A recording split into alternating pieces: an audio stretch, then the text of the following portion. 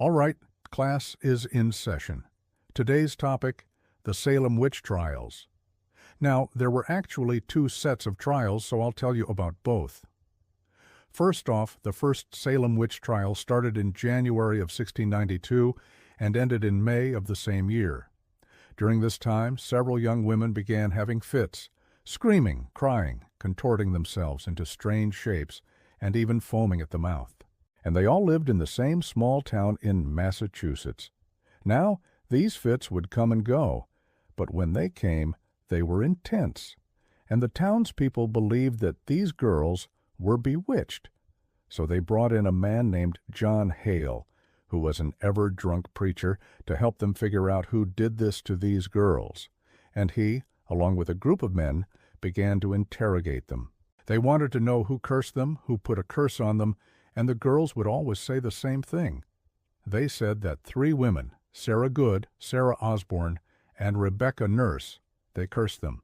Now, these three women were poor, they were old, they were accused of being gossips, and they had no friends.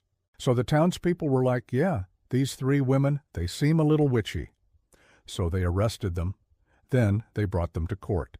But when the trials began, the only evidence against these women were the testimonies of the girls, which, as we all know now, were false. But back then, nobody knew that. So these three women were found guilty and they were executed. Now, after these three women were executed, for a while things kind of calmed down. There were still some accusations here and there, but nothing really major happened until the following February when the trials began again.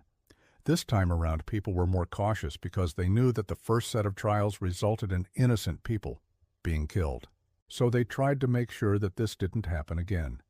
But still, over the next few months, more than 200 people were accused of witchcraft. 14 of them were executed. And then eventually the trials ended and everyone went home. Okay, class dismissed.